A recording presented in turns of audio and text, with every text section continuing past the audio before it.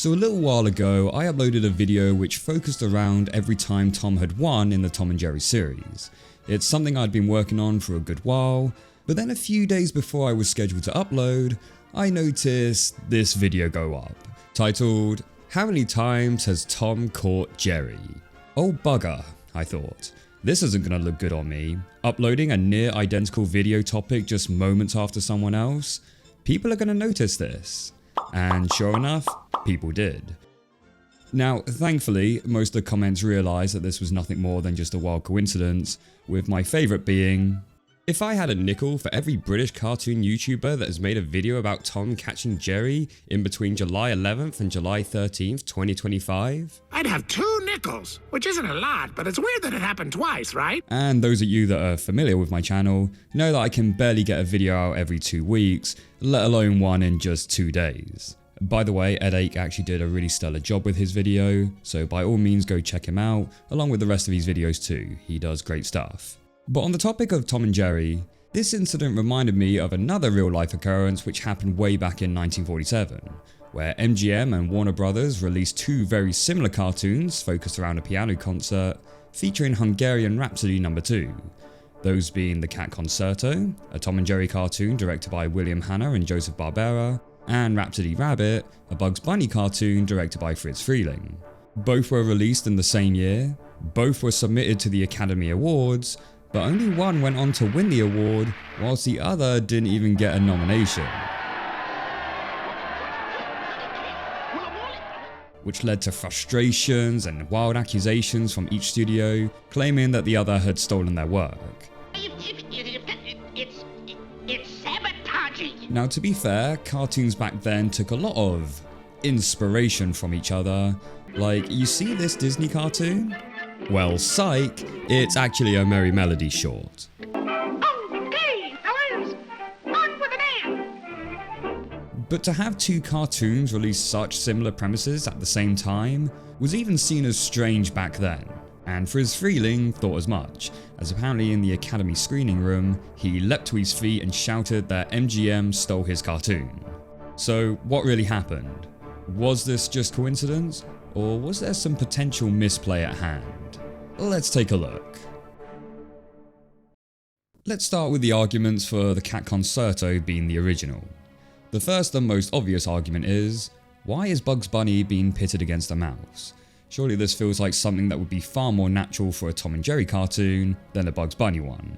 Bugs also feels a bit out of character here. He's normally known for being the calm, witty antagonist who will only retaliate once being provoked. Of course, you know, this means war! Yet here he is straight up hostile to the mouse for no reason, and shows a lot of aggressive tendencies, even straight up murdering a guy for coughing in the audience.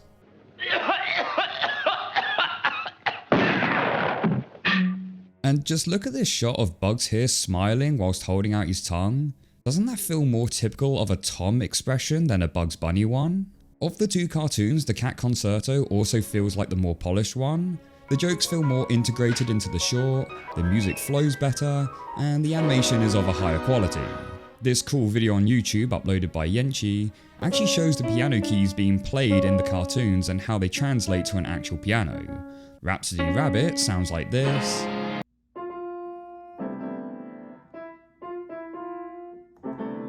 Whereas The Cat Concerto is spot on. So overall, The Cat Concerto seems like it had more time and money put into it, which makes it less likely to be the copycat, so to speak, as logically the cartoon that was doing the plagiarizing would need to be more rushed in order to get it completed at the same time. And when we look at production records, we do see that Rhapsody Rabbit was indeed pushed ahead in its release schedule compared to the release date of other cartoons Warner Brothers was producing at the time. So that seems like a pretty simple open and shut case, right? Well, let's take a look at some arguments for why Rhapsody Rabbit could in fact be the original. Now, I mentioned how Bugs being pitted against a mouse was an unusual setting for a Bugs Bunny short, but equally so, having a Tom and Jerry cartoon set in a concert hall is just as bizarre.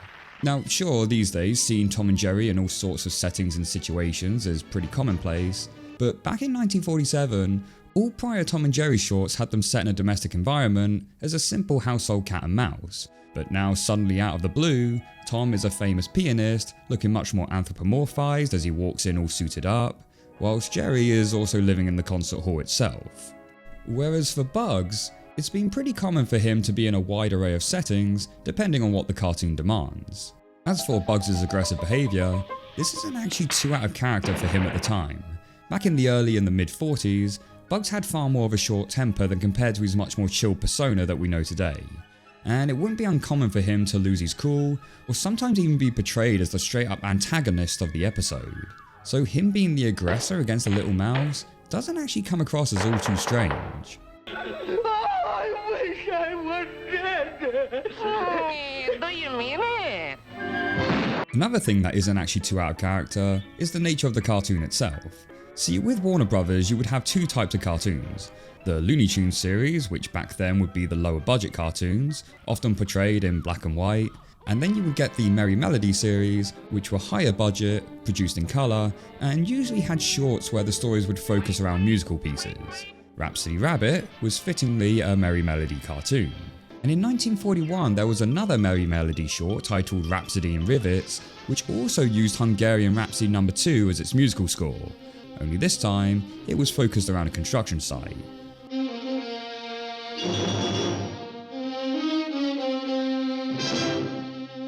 And who directed this short? None other than Friz Freleng. But perhaps the strongest argument for Rhapsody Rabbit are the production dates for when the music was recorded. So I mentioned earlier how records indicated that Rhapsody Rabbit was pushed ahead of its release schedule. Well, that was just for the release. But what we also have are records showing when both cartoons were produced, and most crucially, when the piano score was recorded.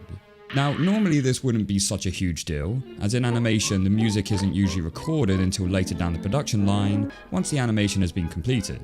But for certain cartoons, such as these ones where the music plays a much more integral role, the music would actually be recorded first, and then the animation is drawn to sync up with it. And records show that the music for Rhapsody Rabbit was recorded on the 2nd of February 1946, whereas the music for The Cat Concerto wasn't recorded until April later that year. So with the Rhapsody Rabbit music being recorded a whole 2 months before The Cat Concerto, it seems like a pretty strong argument for Rhapsody Rabbit being the original. Though, to be fair, you can't rule out the possibility that MGM initially started drafting the idea, and then Warner Brothers heard about it and started rushing their own production. I mean, Tex Avery, who was a director at MGM at the time, also used to work at Warner Brothers, so it's possible that he was still in contact with his former colleagues and just let it slip in conversation. Regardless though, it actually seems like there's more evidence for Rhapsody Rabbit being the original. But perhaps there's also a third option. So getting back to my original point, coincidence does happen. Multiple artists can get inspired by the same piece of media or current events that are floating around at the time. Giving me my Stutzenheit with a blow. Is that you, Matt? How's every little thing, Matt? Hello, Schultz. I want you to... Oh, is that you, Mert? And with multiple studios constantly pumping out so many shorts year after year, it probably wasn't that unlikely that something like this could happen. Hell, did you know that there was also a third musical-based cartoon nominated that year called Musical Moments, which features a piano piece being performed by Woody Woodpecker? Maybe piano concerts were just the flavour for that year. Hungarian Rhapsody No2 has also been featured in numerous cartoons beforehand and would still go on to get used afterwards. One notable use has been in Who Framed Roger Rabbit during a piano concert between Daffy and Donald. Imagine if they'd actually used Bugs and Tom for this. How that would have been something. I've worked with a lot of wisecrackers, but you are despicable. Plus, there are other examples of cartoons borrowing inspiration from each other. Rabbit of Seville had a similar setup and uses the same musical piece as Woody Woodpecker's Barbara of Seville. One Cab Family has a similar climax to the cartoon Streamlined Greta Green.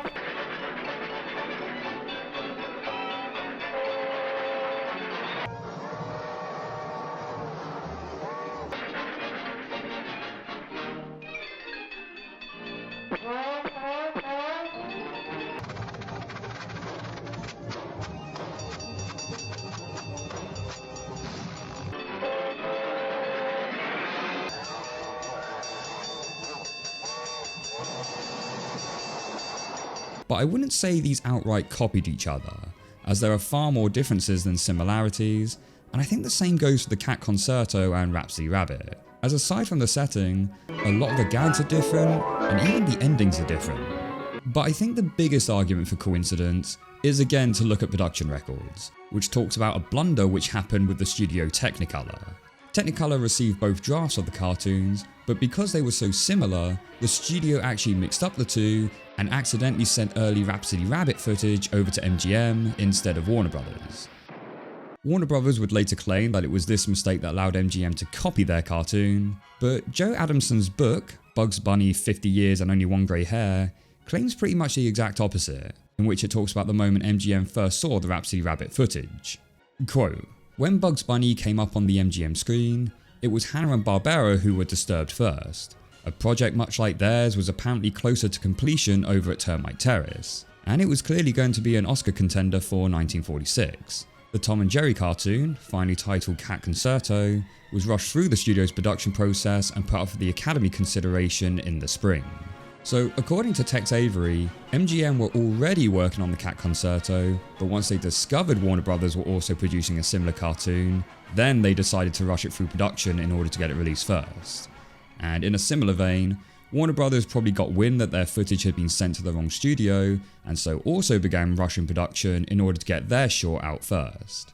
Then of course, when both cartoons did release and it came to them being screened for Oscar nominees, audiences and staff were quick to notice the similarities, as stated in an interview from Joseph Barbera.